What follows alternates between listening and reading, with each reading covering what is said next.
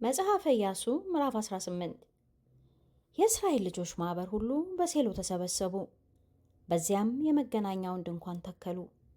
ምድሩም ጸጥ ብሎ ተገዛላቸው። ከእስራኤልም ልጆች ርስት ያልተካፈሉ 7 ነገድ ቀርተው ነበር። ኢያሱም የእስራኤል ልጆች አላቸው፣ የአባቶቻችሁ አምላክ እግዚአብሔር የሰጣችሁን ምድር ትወርሱ ዘንድ እስከ መቼ ለመግባት ቸል ትላላችሁ?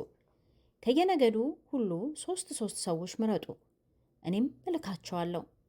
ተነስተውም አገሩን ይዞራሉ፣ እንደ ርስታቸውም መጠን ይጽፉታል። ወደ እኔም ይመለሳሉ፣ በ7 ክፍል ይከፍሉታል። ይሁዳ በደቡብ በኩል በዳርቻው ውስጥ ይቀመጣል። የዮሴፍም ወገኖች በሰሜን በኩል በዳርቻው ውስጥ ይቀመጣሉ። እናንተም ምድሩን በ7 ክፍል ጻፉት። የጻፋችሁትንም ወዲህ አምጡልኝ። በአምላካችንም በእግዚአብሔር ፊት በዚህ ዕጣ አጣጥላችኋለሁ። ነገር ግን የእግዚአብሔር ካህነት ርስታቸው ነውና ለሌዋውያን በመካከላችሁ ዕድል ፈንታ የላቸውም።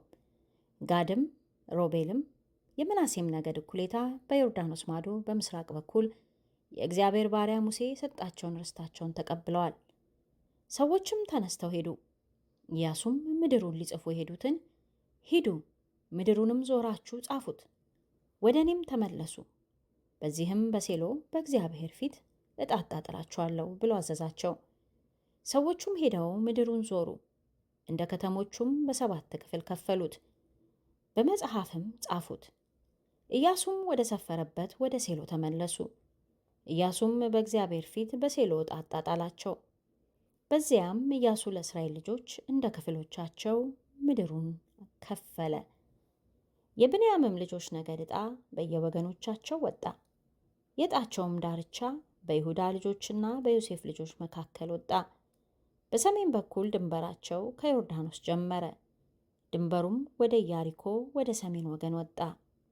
ከዚያም በተራራማው አገር ወደ ምዕራብ ወጣ። መውጫውም በቤተ አዌን ምድረ በዳ ነበር። ድንበሩም በዚያ በደቡብ በኩል ቤቴል ወደምትባል ወደ ሎዛ አለፈ። ድንበሩም በታችኛው ቤተ ሆርን በደቡብ በኩል ባለው ተራራ ወደ አጣሮት አዳር ወረደ። ድንበሩም ወደ ምዕራብ ሄደ። በቤተ ሆርንም ፊት ለፊት ካለው ተራራ ወደ ደቡብ ዞረ። መውጫውም ቂርያት ያአሪም በምትባል በይሁዳ ልጆች ከተማ በቅርያት በዓል ነበር። ይህ የምዕራቡ ዳርቻ ነበር። የደቡብም ዳርቻ ከቂርያት አሪም መጨረሻ ነበር። ድንበሩም በምዕራብ በኩል ወደ ነፍቶ ውሃ ምንጭ ወጣ። ድንበሩም በሄኖም ልጅ ሸለቆ ፊት ለፊት ወዳለው ተራራ መጨረሻ ወረደ። እርሱም በራፋይም ሸለቆ በሰሜን በኩል ነው። ወደ ሄኖም ሸለቆ ወደ ኢያቡስ ዳር በደቡብ በኩል ወረደ። ወደ አይን ሮጌልም ወረደ። ወደ ሰሜንም አለፈ። በቤት ሳሚስ ምንጭ ላይ ወጣ። በአዱሚም አቀበት ፊት ለፊት ወዳለው ወደ ጌሊሎት ደረሰ። ወደ ሮቤልም ልጅ ወደ ቦሃን ድንጋይ ወረደ። በሰሜንም ወገን ወደ አረባ አጠገብ አለፈ።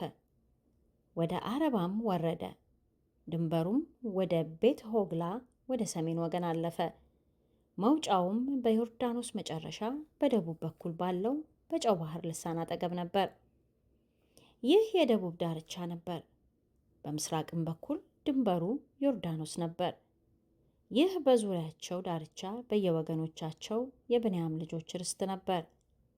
የብንያምም ልጆች ነገድ ከተሞች በየወገኖቻቸው እነዚህ ነበሩ: ኢያሪኮ፣ ቤተ ሆግላ፣ አመቅጺጽ፣ ቤት አረባ፣ ዘማራይም፣ ቤቴል፣ አዊም፣ ፋራ፣ ኤፍራታ፣ ክፍሪ አሞናይ፣ ኦፍኒ፣ ጋባ 12 ከተሞችና መንደሮቻቸው፣ ገባኦን፣ ራማ ብኤሮት፣ ምጽጳ፣ ከፊራ፣ አሞቂ፣ ሬቄም፣ ጊርጵኤል፣ ተርአላ፣ ጼላ፣ ኤሌፍ፣ ኢየሩሳሌም የምትባል የኢያቡስ ከተማ፣ ቂርያት ጊብዓት 13 ከተሞችና መንደሮቻቸው።